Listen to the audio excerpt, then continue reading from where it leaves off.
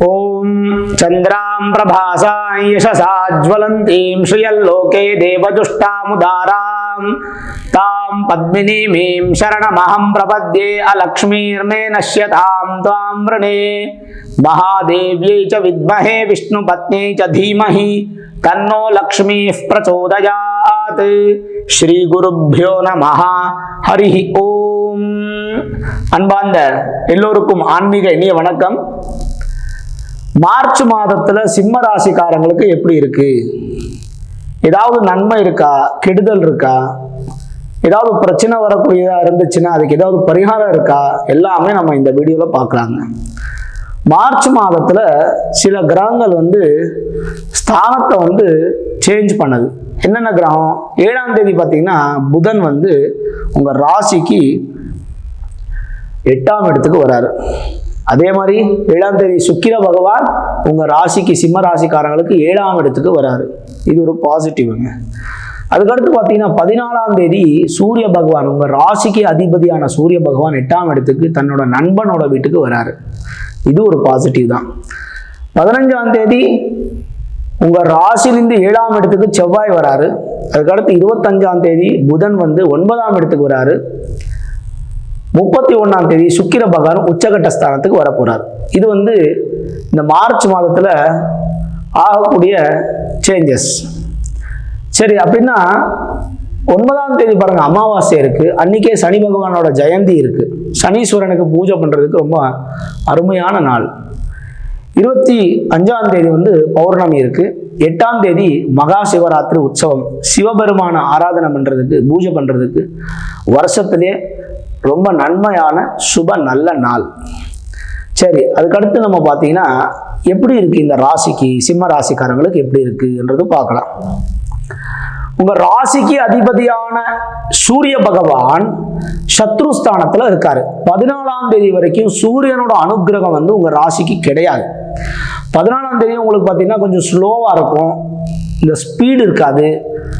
அதுக்கடுத்து பார்த்தீங்கன்னா இந்த அரசியல் உத்தியோகம் பண்றவங்க, அரசியல்வாதிகள், யார் யார் கவர்மெண்ட்ல பிஸ்னஸ் அப்புறம் ஜாப் பண்றீங்களோ அவங்களுக்கு எல்லாருக்கும் சாதாரணமா இருக்கும். அதே மார்ச் 14ஆம் தேதிக்கு அடுத்து பார்த்தீங்கன்னா சூரிய பகவான் குருவோட வீட்டுக்கு வராரு. குரு சூரியன் 2 பேருமே நண்பன். அதனால நல்ல பலன் கிடைக்க போகுது. 14ஆம் தேதிக்கு அடுத்து சிம்ம ராசிக்காரங்களுக்கு நல்ல சூப்பரா இருக்கக்கூடிய ஒரு சுப சந்தர்ப்பம் சொல்லலாம். நம்ம சூரிய பகவானுக்கு ஏதாவது பரிகாரம் வேணுமானா கண்டிப்பா தேவையில்லை. அதுக்கடுத்து பாருங்க உங்க ராசிலிருந்து 3ஆம் இடத்துக்கு அதிபதி, அதாவது உங்க தைரியத்துக்கும் சகோதர ஸ்தானத்துக்கும் அதிபதி, அப்படியே 10ஆம் இடத்துக்கு அதிபதியான சுக்கிர பகவான் 7ஆம் தேதியே தன்னோட நண்பனோட வீட்டுக்கு வராரு. ஏற்கனவே நண்பனோட வீட்டுல தான் இருக்காரு. அதனால சுக்கிரன் இந்த மாசம் முழுக்காவே உங்களுக்கு சூப்பரா இருக்க போறார். 3ஆம் இடத்துல இருக்கக்கூடிய கிரகம் வேற. 3ஆம் இடத்துக்கு அதிபதியான சுக்கிரன், 10ஆம் இடத்துக்கு அதிபதியான சுக்கிரன் நல்லா இருக்கிறதுனால உங்க சகோதர சகோதரியர் மத்தியத்துல இருக்கிற பிரச்சனை கிளியர் ஆயிடும்.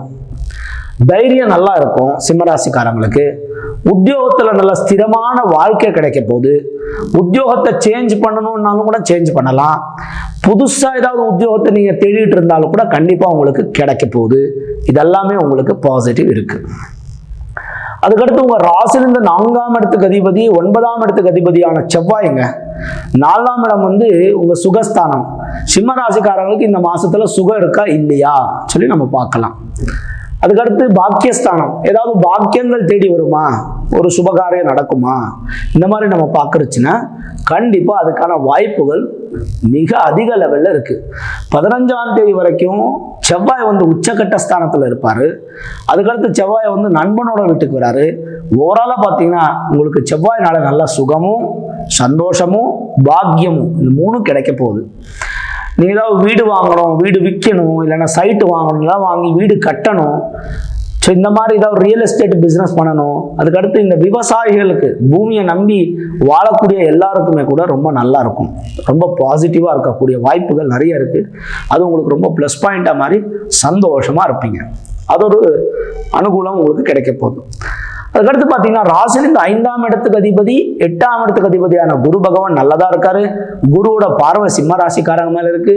அதனால சிம்ம ராசிக்கு குரு அருள் இருக்கு, அனுகிரகம் இருக்கு தவிர்த்த குருவோட ஆக்ரகம் வந்து கிடையாது. அதனால குரு உங்களுக்கு நன்மையை கொடுப்பாரு.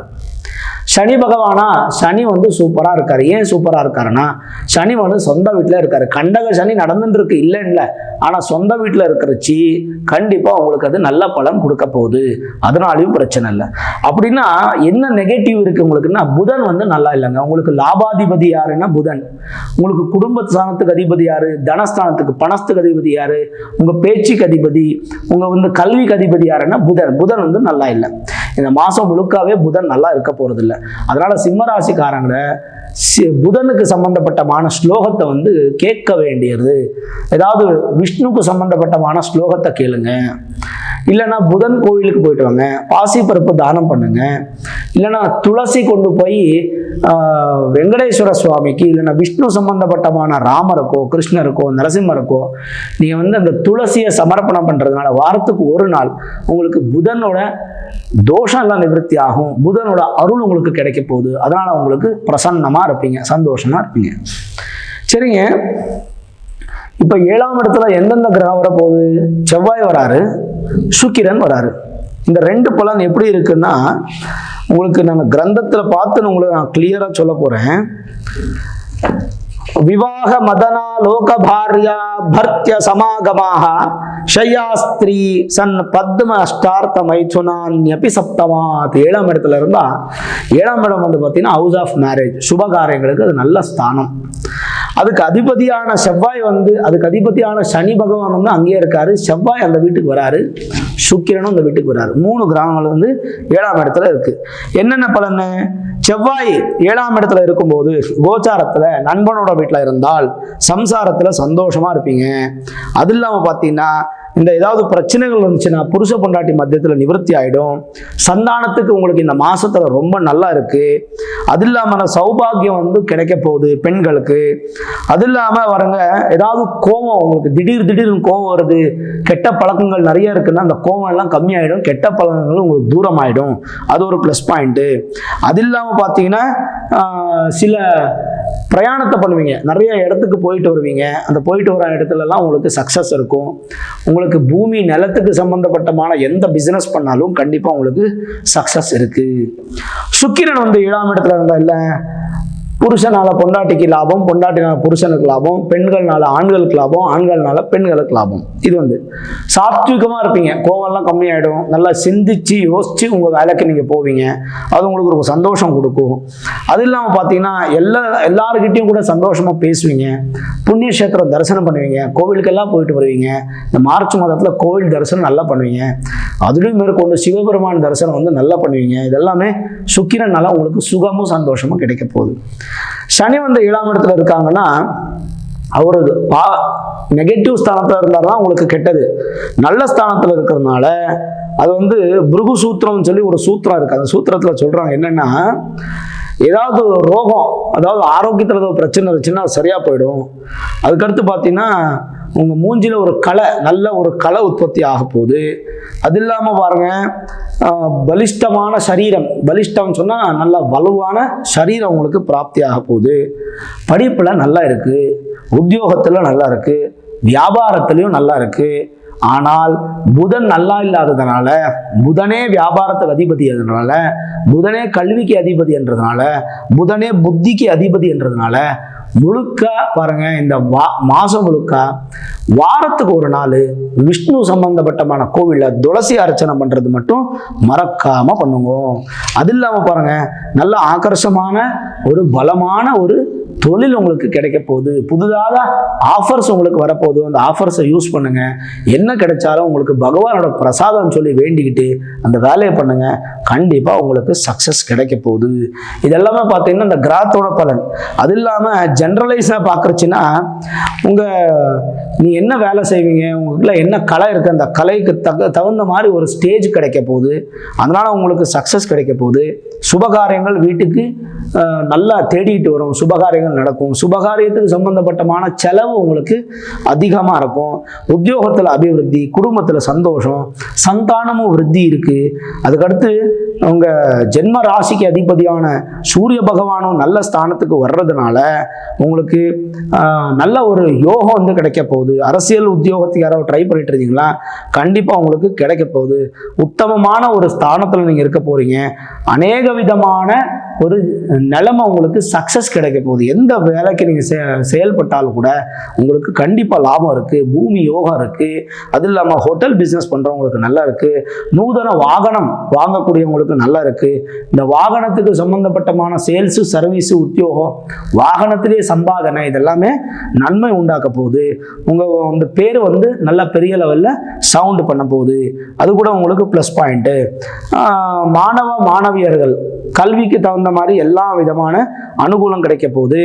கொஞ்சம் தன லாபம் அதிகமா இருக்கு, அதனால பலம் உங்களுக்கு கிடைக்க போகுது. அப்புறம் நீங்க செய்யக்கூடிய இந்த வியாபாரம் வந்து ரொம்ப நேர்மையா பண்ணுவீங்க, ஊழல் இருக்காது, சந்தோஷமா பண்ணுவீங்க. வேறவங்க சொத்து நம்மளுக்கு எதுக்கு, நம்ம சொத்தே நம்ம நிக்காதுன்ற மாதிரி ஒரு யோசனை சிந்திப்பு உங்களுக்கு இந்த மாசத்துல இருக்க போகுது. உங்க பேச்சு வார்த்தையில ரொம்ப வித்தியாசம் இருக்க போகுது. ஜோரா பேசுற நீங்க மெதுவா பேசுவீங்க, எல்லாருக்கும் சந்தோஷமா இருப்பீங்க. குடும்பத்தோட சேர்ந்து எங்கேயாவது பார்க்குக்கு போறதோ, சினிமாவுக்கு போறதோ, ஹோட்டலுக்கு போறதோ, இந்த மாதிரி சந்தோஷத்தை இந்த மாசத்துல அனுபவிப்பீங்க. செலவு நிறைய இருந்தாலும் கூட மனசுக்கு சந்தோஷம் இருக்கும். பெரிய அளவுல உங்களுக்கு வந்து கடன் எல்லாம் இருக்காது, இருக்கிற கடன் கூட கம்மி ஆகிக்கிட்டே வரும். அது ஒரு ப்ளஸ் பாயிண்ட். உத்தியோகத்தில் அனுகூலமா இருக்கும். அதுக்கடுத்து அரசியல்வாதிகளுக்கு இது அற்புதமான ஒரு நல்ல சுப மாதம் சொல்லி நம்ம சொல்லலாம். சமயம் வந்து இந்த டைம் நல்லா இல்லை, டைம் நல்லதுன்னு சொல்லுவீங்க. டைம் நல்லா இருக்கிற டைம் ஆரம்பிச்சிருச்சு. ஏற்கனவே குருவோட பார்வை இருக்கு சிம்மராசிக்காரங்களுக்கு, அதனால நீங்க வந்து பயப்பட வேண்டிய அவசியம் இல்லை. சில மனசுக்கு அனானுகூலமா இருக்கும், ஏதாவது மனசுக்கு நோய் ஆகக்கூடிய வாய்ப்புகள் இருக்கும். யாராவது ஏதாவது செஞ்சாங்கனால கூட, ஏதாவது பேசினாலும் கூட பெரியசா நீங்க எடுத்துக்காதீங்க. அது வந்து உங்களுக்கு பிளஸ் பாயிண்டாவே மாறப்போகுது. எந்த விவகாரத்துக்கும் நீங்க புதிதாக விவகாரத்துக்கு நீங்க கை போட வேண்டாம். புது பிசினஸ் பண்றீங்களா, இந்த மாசம் வேண்டாம். புதுசா ஏதாவது பண்றீங்களா, இந்த மாசம் வேண்டாம். பழசு ஏதாவது நடந்துட்டு போயிட்டு இருக்கா, கண்டிப்பா அதை நடந்துகிட்டே போட்டும், நடந்துட்டே போங்க.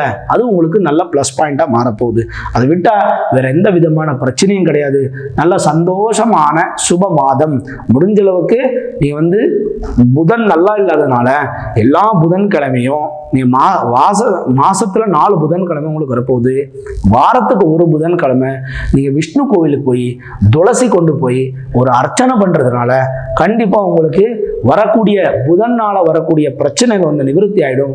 அந்த ஒரு கிரகம் தான் நல்லா இல்லை சிம்மராசிக்காரர்களுக்கு இந்த மாசம், அது கூட உங்களுக்கு சரியா போயிடும். அதனால உங்களுக்கு சந்தோஷன்ற வாழ்க்கை உங்களுக்கு கிடைக்க போகுது. அதுல எந்த விதமான டவுட்டே கிடையாதுங்க. அதனால நீங்க சந்தோஷமா இருப்பீங்க. இந்த வீடியோ உங்களுக்கு பிடித்திருந்தால் லைக் பண்ணுங்க, ஷேர் பண்ணுங்க. முக்கியமா நம்ம சேனலை சப்ஸ்கிரைப் பண்ணிக்கோங்க, பெல் ஐக்கான் பிரஸ் பண்ணுங்க. நான் தினமும் பூஜிக்கக்கூடிய அம்பாள் அன்னபூரணி அனுகிரகம் உங்களுக்கு உங்க குடும்பத்துக்கு எப்பவும் இருக்கட்டும் சொல்லி பிரார்த்தனை செய்து சர்வே ஜனாஹ சுகினோ பவந்து, சமஸ்த சன்மங்களா நிபவந்து.